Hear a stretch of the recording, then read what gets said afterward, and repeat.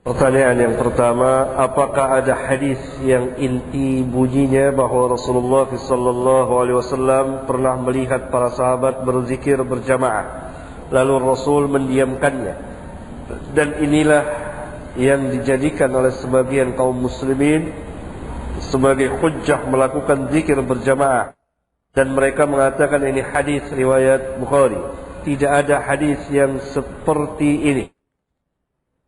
Mungkin hadis buatan mereka, atau Bukhari bukan Bukhari yang kita kenal, tapi Bukhari yang lain. Bagaimana adab mencari ilmu? Pertama, ikhlas. Mempunyai niat yang sadiqah, niat yang benar, ikhlas lillahi ta'ala, karena Allah.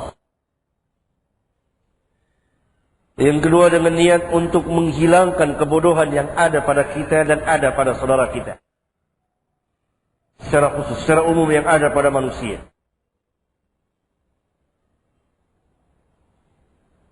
Yang ketiga, mencintai ilmu dan ahli ilmu.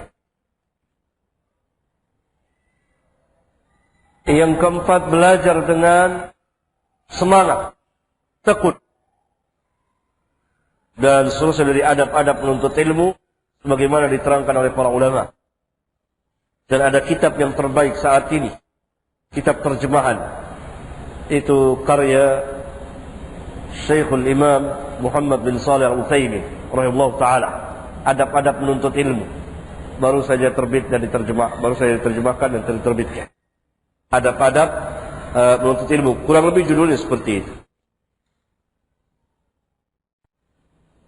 Ya Ustaz, ta'addud adalah solusi bagi lebih banyaknya perempuan dari laki-laki. Sekarang banyak laki-laki ahli sunnah tidak mengawalkannya, sementara wanita-wanita banyak dinikahi pengikut bid'ah. Bagaimana memotivasi ta'addud ini Ustaz? Masya Allah. Salam.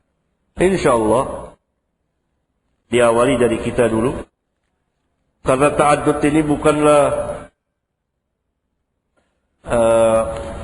permasalahan yang menjadi pembeda antara ahlul bid'ah dengan ahlus sunnah.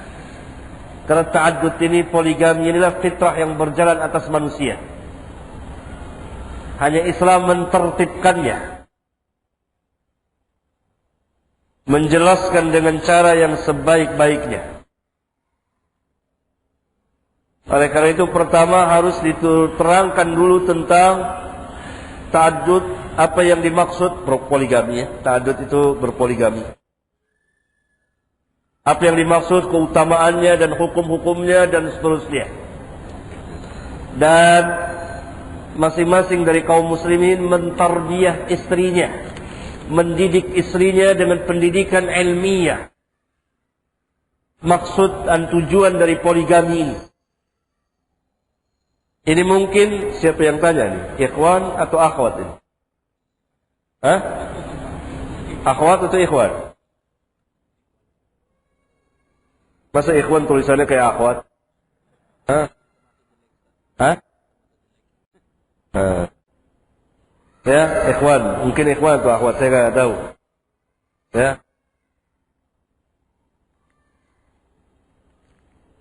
Ditarbiyah istrinya. Ditarbiyah istrinya, diajarkan. Jangan sampai pemikiran orang-orang kufar itu masuk ke kepala kaum muslimin, khususnya kepala kaum wanita, sehingga mereka terima untuk dita'addud. Masalah berpoligami, masalah fitrah yang berjalan sesuai dengan tabiat manusia. Kalau dicegah, ini menghalangi fitrah manusia, dan akan terjadi kerusakan yang melebar. Maka istri-istri ini harus belajar. Yang mengajarkannya adalah suaminya. Karena suami, ar-rijalu qawwamuna 'alan nisa. Berapa banyak suami yang tidak berani mengucapkan kata-kata nikah di hadapan istrinya. Sahih? Sahih? Sahih ya? Ini menunjukkan lemahnya dia sebagai pemimpin.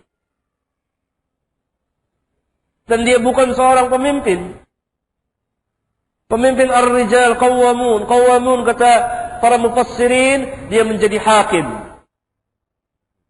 Dia menjadi gurunya yang mengajarkan kepada istri. Karena itu diperintah oleh Allah, wa'ashiruhunna bil ma'ruf. Bagaimana tahajud ini bisa terlaksana kalau rumah tangga suami istri ini belum tarbiyah dengan tarbiyah yang baik mengenai tahajud ini? Khususnya dari kalangan ahlus sunnah wal jamaah. Ya? Belum mengerti faedahnya, ketinggiannya dan seterusnya.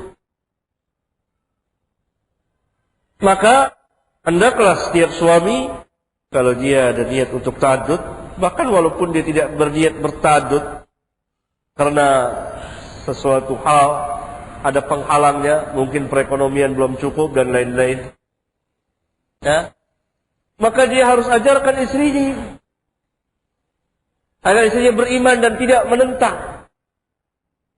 Seperti sebagian perempuan-perempuan muslimat, tapi sikap dan amaliyahnya seperti perempuan-perempuan munafiqat.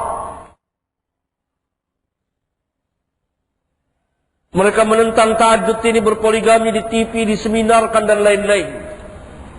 Menyalahi kodrat suaminya sendiri. Apakah dia tahu bahwa suaminya tidak kawin di luar?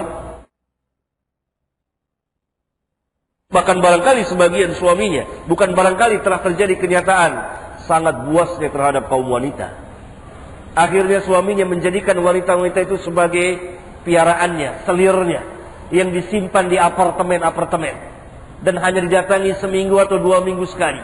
Tidak jalan bersama dengan dia, tidak diberi kehormatan sama sekali, tidak dikatakan sebagai istrinya, tapi sebagai gundiknya, yang hanya diberi 1-2 tumpuk lembar rupiah. Hina, sangat menghinakan. Istrinya di rumah tidak tahu suaminya berzina. Ya? Jadi satu sistem kemasyarakatan yang sangat mulia sekali, dan tatanan masyarakat yang dapat mengatur masyarakat dan membendung berbagai macam kerusakan. Tetapi harus dimulai dari diri kita sendiri, mentarbiyah keluarga. Ini Allah telah membolehkannya begini. Tetapi tentunya terhadap yang pertama kita telah memenuhi hak dia sebagai istri. Secara pergaulan, secara nafkah dan seterusnya. Betul-betul kita berkedudukan sebagai suami. Kenapa hal seperti ini takut dibicarakan? Bukankah ini menunjukkan ketidakberhasilan kita dari satu sisi sebagai berfungsi sebagai suami? Ar-rijalu qawwamuna 'alan nisa.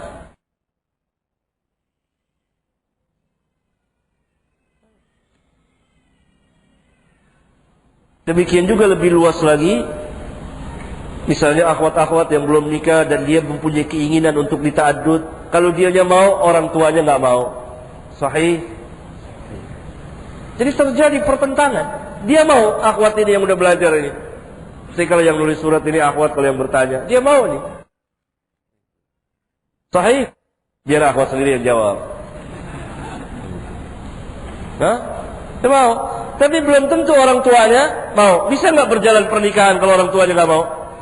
Nggak bisa, nggak ada wali. La nikaha illa biwaliyin. Tidak sah nikah tanpa wali. Akhirnya apa? Kalau nggak punya manhaj, kawin, lari, nyogok, KUA.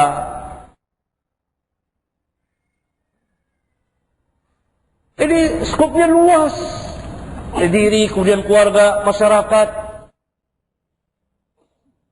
Harus diberi pemahaman tentang ta'addud dengan pemahaman yang baik.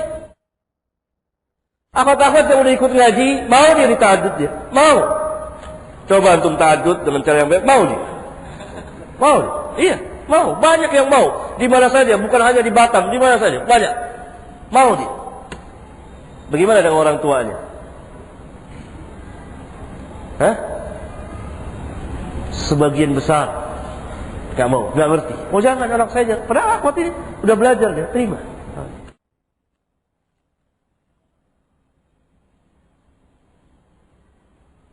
Istri antum sudah mengerti, mau akhwatnya sudah mengerti, mentok ke calon mertua antum.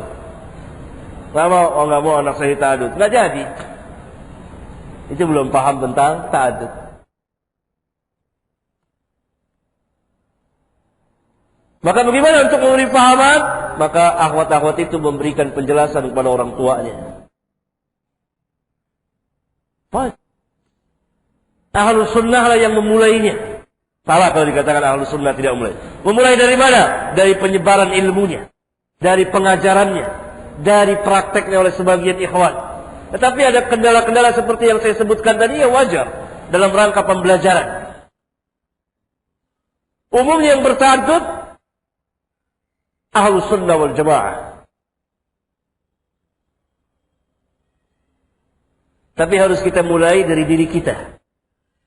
Dalam arti mendidik keluarga kita.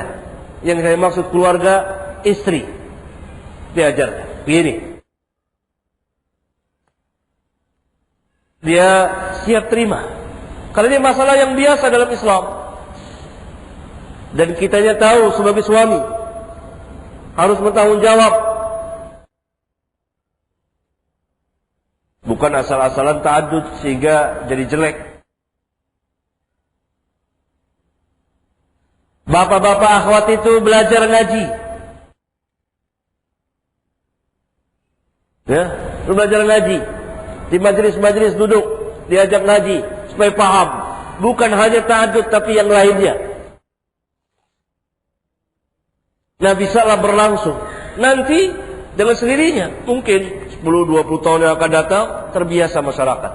Dan yang saf terdepannya ahlus sunnah wal jamaah. Salah kalau dikatakan tidak, melas tidak. Tapi harus dimulai dari al-ilmu. Dari diri, dari keluarga.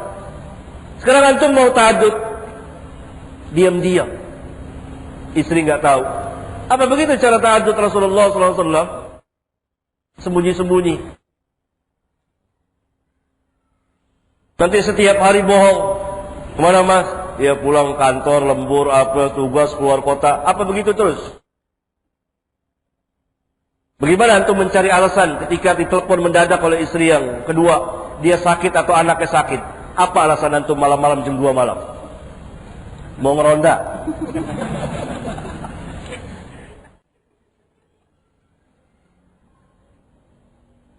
Harus terus terang. Tetapi yang namanya cemburu tentu hal yang wajar. Kecemburuan ada dua. Cemburu dari syaitan, cemburu yang berjalan sesuai dengan tabiat. Cemburu dari syaitan akan mengharamkan yang halal. Menghalalkan yang haram. Cemburu yang berjalan sesuai dengan tabiat tidak mengharamkan yang halal. Menghalalkan yang haram, tidak. Oleh karena itu ulama kita mengatakan barang siapa yang mempunyai istri yang cemburunya seperti cemburu syaitan, bala bagi dia. Musibah bagi dia. Maka istri harus ditarbiyah dengan tarbiyah yang baik, yang benar. Harus diajarkan, diingatkan karena sifat perempuan bengkok. Gimana antum bisa berta'addud kalau sembunyi-sembunyi, nanti perang, ribut? Apa begitu? Dan bagaimana juga akhwat ini siap dita'addud kalau bapaknya tidak terima, tidak mau? Siapa yang akan mewalikan dia? Sahih? Atau mau ta'addud? Mau. Wah, alhamdulillah.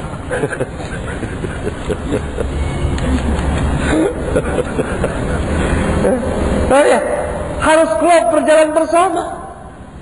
Pada zaman Nabi yang mulia biasa. Dan dulu di negeri kita ini biasa kaum muslimin berta'addud. Ketika masuk ajaran-ajaran pelajar-pelajar ini yang belajar di luar negeri pada tahun 60-an, pelajar-pelajar barat, lebih barat dari orang barat, lebih Belanda dari orang Belanda, masuk ke Indonesia ngajar, anti ini, anti itu, paham ini, paham itu. Kemudian diperbaharui lagi ketika awal tahun 80-an, kemudian diperbaharui lagi ketika masuk tahun 90, kemudian diperbaharui lagi ketika masuk tahun 2000. Pada puncaknya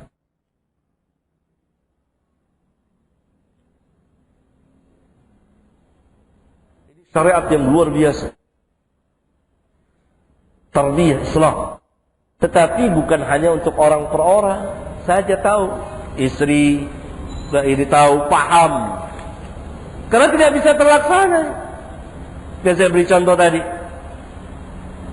antum mau, akhwatnya mau, istri antum sudah setuju, akhwatnya mau, senang dita'adud dengan antum, mau, dan antum bertanggung jawab sebagai pemimpin betul-betul, bukan hanya kawin-kawin begitu saja. Bapaknya akhwat nggak mau. Apa yang terjadi? Apa yang terjadi? Yang udah kawin nih. Apa yang terjadi? Hah? Jawab. Nggak bisa. Akhirnya antum? Hah? Kecewa katanya. Kecewa. Ini pengalaman khusus dari si Haris ini. Haris punya pengalaman khusus, Haris nih, Masya Allah dia. Cek kecil punya pengalaman dia, Masya Allah. Hah? Kecewa. Nah, akhwat ini tarbiyah. Bapaknya kalau perlu ngaji, dia bapaknya kenal, ibunya ngaji, suruh tahu, harus didik. Jadi bukan asal begitu saja.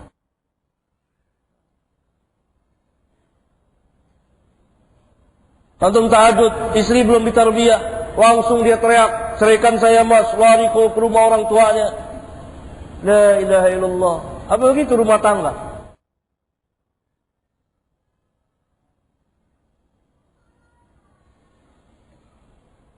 Sehingga kejadian sebagian kaum muslimin nikah tanpa diketahui oleh istrinya yang pertama. Istri pertama belum ditarbiyah, tahu dia suami nikah, pada hari hanya dia datang, dia hancurkan walimah itu. Ribut di situ, piring pada pecah. Kayak apa? Karena belum ditarbiyah istrinya. Istri tarbiyah, antum pemimpin, kita pemimpin. Tarbiyah dengan nas Alkitab dan Sunnah. Coba nanti antum pulang, duhur nih pulang ke rumah atau malam-malam ngobrol sama istri. Istri antum juga ikut ngaji sebagian. Ngobrol. Gimana tadi pembicaraan Ustaz? Terus ngobrol, nggak apa-apa. Gimana? Pendapat anti gimana? Mari kita sama-sama. Ini kita keluarga as-sakinah. Nah, ngobrol sama istri. Ngobrol. Iya. Apa? Belak-belakan kenapa? Ini istri antum. Orang yang paling dekat dengan antum, yang mendampingi antum seumur hidup antum, seumur hidup dia. Kita mendampingi dia seumur hidup, insyaallah taala. Dan dia mendampingi kita seumur hidup kita. Kalau kita sakit, dia yang rawat. Istri orang yang paling apa? Paling dekat. Itu seorang istri katakan kufur asyir. Kufur asyir, kufur kepada teman hidupnya, kufur nikmat. Bagaimana antara suami dan istri? Suami begitu takutnya. Bukan takut berarti kita harus berani